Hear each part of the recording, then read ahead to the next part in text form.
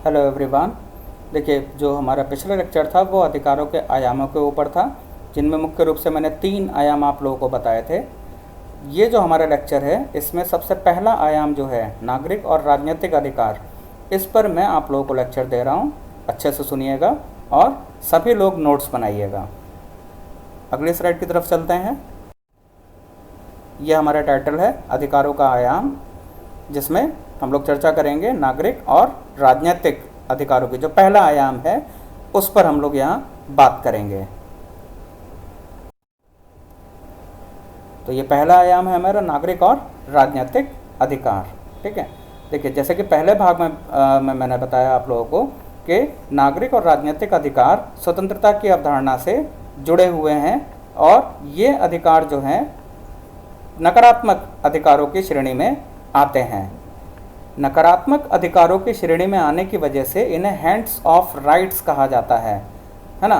मतलब कि राज्य हो या समाज हो या किसी भी तरीके का कोई संगठन या कोई संस्था या इंस्टीट्यूशंस है ना, या ऑर्गेनाइजेशन, इन अधिकारों में अनुचित या अननेसेसरी हस्तक्षेप या इंटरफेरेंस नहीं करेंगे, और जनता या जो भी नागरिक हैं वो इन अधिकारों को बिना किसी अननेसेसरी और अनवांटेड हस्तक्षेप के एंजॉय करेंगे। इन अधिकारों के हैंड्स ऑफ राइट्स है ना होने की वजह से इन्हें 2 भागों में बांटा जाता है। मतलब ये हैंड्स ऑफ राइट्स हैं, इनमें हस्तक्षेप नहीं होगा, इसीलिए इनको 2 भागों में बांटा जाता है, जिनमें पहला नागरिक अधिकार है, पार्ट ए लिखा हुआ है सामने देखिए, जिसे इंग्लिश में सिविल राइट्स कहते हैं, और दूसरा राजनीतिक अधिकार है, जिसे इंग्लिश में पॉलिटिकल राइट्स कहा जाता है। देखें, जो राजनीतिक अधिकार हैं या सिविल राइट्स हैं वो हमारे जीवन और सुरक्षा से संबंधित अधिकार हैं। इनमें ये भी शामिल किया जाता है कि हमारा सामाजिक और व्यक्तिगत, मतलब सोशल एंड इंडिविजुअल राइट्स है ना, जो जीवन है, सामाजिक और व्यक्तिगत जीवन जो है वो कैसा होगा, मतलब सोशल एंड इंडिविजुअल लाइफ हमारी कैसी होगी। और सोशल और इंडिविजुअल लाइफ जो है हमारी, ये हम लोग खुद तय करते हैं, किसी बाहरी व्यक्ति का हस्तक्षेप नहीं होता। आप में से बहुत सारे स्टूडेंट्स होंगे, थोड़ा सा उदाहरण दे रहा हूँ, जो आईएएस बनना चाहते होंगे, जो बैंकिंग सर्विसेज में जाना चाहते होंगे, जो जर्नलिज्म करना चाहते होंगे, या जो कोई अच्छे पोस्ट पे बैठना चाहते होंगे, टीचर बनना चाहते होंगे। तो ये जो आपका उद्देश्य है ये बताता है कि आपके पास कुछ सामाजिक और व्यक्तिगत जीवन है, और इसमें किसी भी तरीके का कोई इंटरफेरेंस या हस्तक्षेप नहीं किया जाएगा। अगर ऐसा है तो सिविल राइट्स आपको मिले हुए हैं, और जो भी हमारा अपना अपना सामाजिक और व्यक्तिगत जीवन है, उस सामाजिक और व्यक्तिगत जीवन को, मतलब सोशल एंड इंडिविजुअल लाइफ को चुनने का अधिकार ये नागरिक अधिकार से हमें मिलता है। सिविल राइट्स हमें ये देते हैं। इसके अलावा नागरिक अधिकार ये भी सुनिश्चित करते हैं कि सभी नागरिकों को धर्म का पालन करने का अधिकार हो, किसी भी धर्म को मानने का अधिकार हो, घूमने फिरने की आज़ादी हो, साथ में नागरिकों को अपने किसी भी मुद्दे के ऊपर तर्क रखने का अधिकार हो, सोच विचार करने का अधिकार हो, और जो भी उनके पास तर्क आ रहे हैं उन तर्कों को अभिव्यक्त करने का अधिकार हो। ठीक है, इसके साथ ही साथ जो महत्वपूर्ण चीज़ आ जाती है वो ये कि प्रत्येक नागरिक के पास स्वास्थ्य सेवा, मतलब हेल्थ सर्विसेज का अधिकार होना चाहिए। ये इंश्योर करते हैं नागरिक अधिकार। इलाज का अधिकार होना चाहिए, राइट टू ट्रीटमेंट है ना। शिक्षा का अधिकार होना चाहिए, राइट टू एजुकेशन। ये सारे के सारे अधिकार भी इसमें शामिल किए जाते हैं। ये जो देखिए, अब ये जो अधिकार हैं इनमें व्यक्ति के स्वयं निर्धारित लक्ष्य जो होते हैं, सेल्फ अपॉइंटेड गोल्स, इनको पूरा करने के लिए इन अधिकारों का, मतलब नागरिक अधिकारों का होना आवश्यक है। अगर नागरिक अधिकार नहीं होंगे तो व्यक्ति, मतलब मैं, आप, हम में से कोई भी, जो भी हमारे पास सेल्फ अपॉइंटेड गोल्स हैं, जो भी हमारे स्वयं निर्धारित लक्ष्य हैं, हम उनको पूरा नहीं कर पाएंगे। तो ये अधिकार बहुत महत्वपूर्ण अधिकार होते हैं, इसीलिए इन्हें हैंड्स ऑफ राइट्स कहा जाता है, जिनमें किसी तरीके का कोई बाहरी बंधन नहीं होता है और ना होना चाहिए। देखिए, दूसरा जो पॉइंट बी है वो राजनीतिक अधिकार की बात कर रहा है। देखिए, दूसरे में राजनीतिक अधिकार आते हैं। ये राजनीतिक अधिकार हमारे राजनीतिक जीवन से संबंधित होते हैं। हम सभी लोग राजनीतिक जीवन में जुड़े रहते हैं हमेशा, ये ध्यान रखिएगा। देखिए राजनीतिक जीवन क्या है, वोट देने का अधिकार। भले ही आप वोट देने ना जाएं, लेकिन अगर आप एलिजिबिलिटी पूरी कर रहे हैं तो आपके पास वोट देने का अधिकार होना चाहिए, और ये वोट देने का अधिकार आपसे कोई नहीं छीन सकता। तो हैंड्स ऑफ राइट हो गए। दूसरा, चुनाव लड़ने का अधिकार। अगर आप एलिजिबल हैं तो आपको चुनाव लड़ने से भी कोई नहीं रोकेगा, भले ही आप हारें या जीतें। हैंड्स ऑफ राइट हो गया ये भी। नेक्स्ट है इसमें राजनीतिक सत्ता से सवाल पूछने का अधिकार। आप सवाल पूछ सकते हैं जो भी पावर में है उससे। किसी भी राजनीतिक मामले में अपनी राय रखने का अधिकार। आप अपनी किसी भी राजनीतिक मामले में कोई भी राय रख सकते हैं। ये सारे के सारे अधिकार राजनीतिक अधिकारों में शामिल किए जाते हैं। इन्हीं राजनीतिक अधिकारों से हमें कानूनी अधिकार भी मिले होते हैं, ये ध्यान रखिएगा। इन कानूनी अधिकारों में न्याय पाने का अधिकार मतलब राइट टू जस्टिस, और न्यायालय में याचिका देने का अधिकार मतलब राइट टू पिटीशन, ये अधिकार भी शामिल होते हैं। यहाँ राज्य ये सुनिश्चित करता है, इंश्योर करता है कि न्याय लेते समय सभी व्यक्तियों के साथ समानता का व्यवहार किया जाना चाहिए।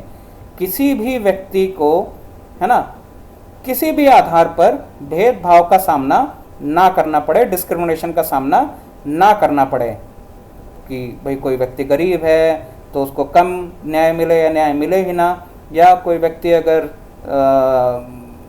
किसी ऐसे सबाल्टर्न ग्रुप से आता है, उपाश्रित वर्ग से आता है, तो उसको न्याय से वंचित कर दिया जाए, ऐसा बिल्कुल नहीं है। राज्य ये सुनिश्चित करता है कि सभी व्यक्तियों के साथ न्याय हो बिना किसी भेदभाव के। और यहाँ राज्य बात करता है कि न्याय पूर्ण रूप से निष्पक्ष होना चाहिए, जिसे इंग्लिश में जस्टिस एज फेयरनेस कहा जाता है। अगर न्याय, सोचिए खुद, अगर न्याय निष्पक्ष नहीं होगा तो न्याय हमें नहीं मिल रहा है। If justice is not fair then justice is denied. तो राजनीतिक अधिकार हमें ये सारी की सारी चीज़ें इंश्योर करते हैं ताकि एक सभ्य समाज में हम अपना स्वयं विकास या सेल्फ डेवलपमेंट कर सकें। तो ये बहुत महत्वपूर्ण अधिकारों की श्रेणी में आते हैं। तो राजनीतिक अधिकारों की ये एक चीज़ हो गई। देखिए इसके साथ ही साथ अगर दूसरे अर्थों में देखा जाए तो राजनीतिक अधिकार भाषण और अभिव्यक्ति मतलब राइट टू स्पीच, है ना, इसका अधिकार भी हमें देते हैं।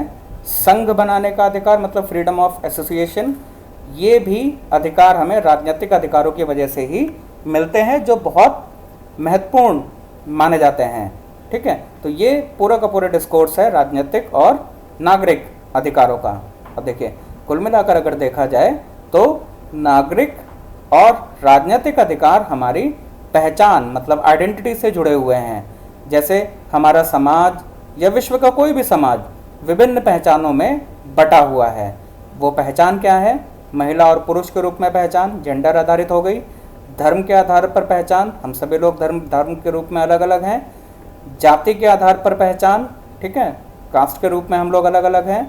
रेस के आधार पर पहचान, जो जनरली पश्चिमी या यूरोपियन देशों में देखा जाता है रेस का कॉन्सेप्ट, जैसे ब्लैक वर्सेस वाइट, है ना, ब्लैक पॉपुलेशन और वाइट पॉपुलेशन, ये सारी चीज़ें यहाँ देखा जाता है। तो ये हमारी हम सभी व्यक्ति एक ना एक पहचान लेके चलते हैं जो हमारी आइडेंटिटी बताती है कि हम क्या हैं।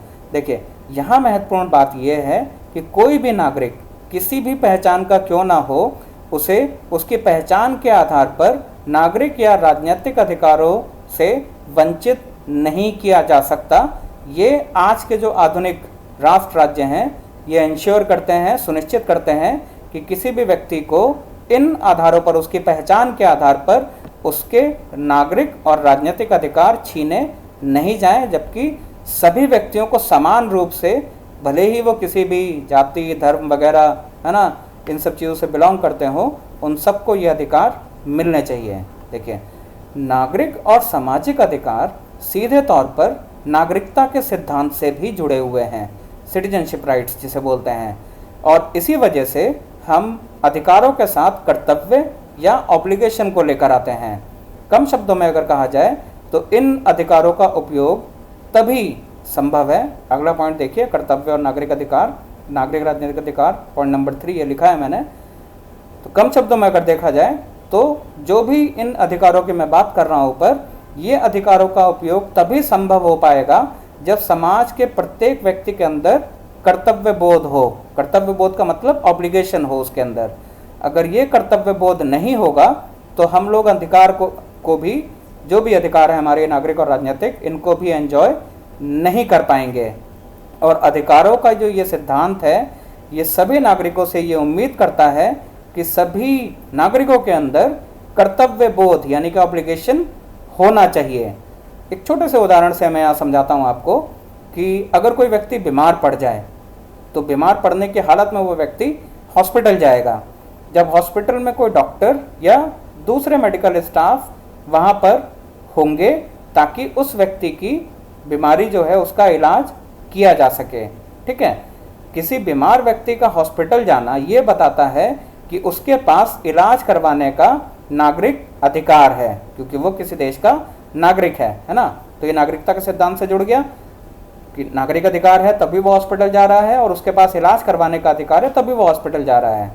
और वहाँ हॉस्पिटल में डॉक्टर या किसी दूसरे जो मेडिकल स्टाफ हैं उनका वहाँ होना उनके कर्तव्य को बताता है कि वो उस व्यक्ति का इलाज करें। तो व्यक्ति का इलाज करना डॉक्टर या अदर मेडिकल स्टाफ का कर्तव्य होता है। तो अगर सोचिए कि अधिकार आपके पास हैं, बीमार व्यक्ति जो गया उसके पास अधिकार हैं, लेकिन कर्तव्य करने के लिए अगर डॉक्टर ना रहे तो क्या उसका इलाज हो पाएगा? बड़ा सवाल है, नहीं हो पाएगा। तो यहाँ कर्तव्य बोध इसीलिए जरूरी होता है। साथ ही साथ जो बीमार व्यक्ति है या उसके जो परिजन हैं, जो उसके फैमिली मेम्बर्स हैं, उनके भी कर्तव्य होते हैं। वो कर्तव्य क्या है कि वो किसी डॉक्टर या दूसरे मेडिकल स्टाफ के साथ कोई अभद्र व्यवहार ना करें, मिसबिहेव ना करें, ताकि जो बीमार व्यक्ति है उसको मेडिकल सुविधा बिना किसी दबाव के, बिना किसी परेशानी के, दिक्कत के उसको व्यक्ति को मिल सके। तो यहाँ पर बीमार व्यक्ति जो है उसके साथ भी कर्तव्य जुड़ जाते हैं, और उसके जो फैमिली मेम्बर्स हैं, परिजन हैं, उनके साथ भी कर्तव्य जुड़ जाते हैं, ताकि जो ये मेडिकल फैसिलिटी है ना, जो स्वास्थ्य सुविधा है, वो हम सभी व्यक्तियों को आसानी से मिल सके। दूसरा उदाहरण जो है इसमें, उसमें हम लोग शिक्षा मतलब एजुकेशन को ले सकते हैं, और ये दोनों अधिकार मैंने ऊपर बताए हैं आपको, उसको ही उदाहरण यहाँ मैं दे रहा हूँ। देखिए, शिक्षा का अधिकार हम सबको मिलना चाहिए, भारत में मिला भी हुआ है। और शिक्षा के लिए ज़रूरी क्या चीज़ें हैं? शिक्षा के लिए ज़रूरी हैं कॉलेज, यूनिवर्सिटी या स्कूल। ठीक है, यहाँ जहाँ से हम लोग शिक्षा लेते हैं, जिसमें स्टूडेंट्स जो हैं वो एडमिशन लेते हैं और क्लासरूम में पढ़ने के लिए जाते हैं। तो ये सभी नागरिकों के शिक्षा के अधिकार को बताता है कि सभी नागरिक शिक्षा के अधिकार से वंचित नहीं है। सभी नागरिक शिक्षा के अधिकार उनके पास है, वो ले सकते हैं। यहाँ क्लास में शिक्षक या टीचर का आकर आप लोगों को पढ़ाना है ना, ये शिक्षक का या टीचर का कर्तव्य हो जाता है। तो अधिकार है किसी भी स्टूडेंट का शिक्षा लेना, और टीचर का कर्तव्य है पढ़ाना। ठीक है, साथ ही साथ में स्टूडेंट का भी ये कर्तव्य हो जाता है कि वो क्लास को ठीक से चलने दें, शोरगुल ना करें, या जो टीचिंग लर्निंग प्रोसेस है, पठन पाठन क्रिया जो है, उसमें बाधा ना डालें। तो एक तरीके से देखा जाए तो इन अधिकारों को कर्तव्यों के बिना, है ना, इन राइट्स को, ऑब्लिगेशंस के बिना बिल्कुल भी एंजॉय नहीं किया जा सकता। हम लोग खुद अपने अधिकारों के रास्ते में बाधा डाल रहे होंगे। अब देखिए, जो ये कर्तव्य वाली बात है और अधिकार वाली बात है जो अभी हम लोगों ने बात करी, इसमें लास्ट में एक बात रखना चाहूँगा बेन और पीटर्स की। ठीक है, देखिए, बेन और पीटर्स ये कहते हैं कि अधिकार महत्वपूर्ण है, rights are important but obligations are equally important. लेकिन कर्तव्य जो हैं वो उतने ही महत्वपूर्ण हैं जितने कि अधिकार महत्वपूर्ण हैं। और साथ में बेन और पीटर्स ये कहते हैं कि अधिकारों को कर्तव्यों से अलग किसी भी सूरत में नहीं किया जा सकता है, क्योंकि ये दोनों कॉन्सेप्ट एक साथ चलते हैं, और कर्तव्यों के बिना अधिकार निरर्थक हैं, यूजलेस हैं। अगर कर्तव्य नहीं होंगे तो अधिकार अपना मीनिंग खो देंगे, अधिकारों को कोई मतलब नहीं रह जाएगा। ये बेन और पीटर्स अपनी किताब में कह रहे हैं। लेकिन साथ ही साथ ये दोनों विचारक कर्तव्यों से कुछ व्यक्तियों को अलग करने की वकालत भी करते हैं। वो व्यक्ति कौन है? जनरली जो मानसिक रूप से कमज़ोर हैं, है ना, जिनमें सोचने समझने की शक्ति कम होती है, ऐसे व्यक्तियों के अंदर हमें उम्मीद नहीं करनी चाहिए कि वो कर्तव्य बोध उनके अंदर हो, ऑब्लिगेशन उनके अंदर हो। या जो छोटे बच्चे हैं, है ना, उनके अंदर भी बेन और पीटर्स ये कहते हैं कि हम लोग उम्मीद नहीं कर सकते कि ये इनके अंदर कर्तव्य बोध होना चाहिए। तो ऐसे किसी भी व्यक्ति या छोटे बच्चे से कर्तव्य बोध की उम्मीद हम में से किसी को भी नहीं करनी चाहिए, ताकि ये मानसिक रूप से कमज़ोर व्यक्ति या जो छोटे बच्चे हैं वो अपने अधिकारों का उपयोग कर पाएँ, और ऐसे किसी भी व्यक्ति को जो ऑब्लिगेशन है या कर्तव्य बोध है उससे इन्हें मुक्त रखना चाहिए। तो ये हमारा पहला आयाम यहाँ ख़त्म होता है, जो नागरिक और राजनीतिक अधिकार है, जिसमें कर्तव्य का होना बहुत ज़रूरी है। ये हम लोगों के समझ में आया, और कर्तव्य की वजह से ही जो भी नागरिक हैं वो अपने विभिन्न नागरिक और राजनीतिक अधिकारों का उपयोग कर पाएंगे।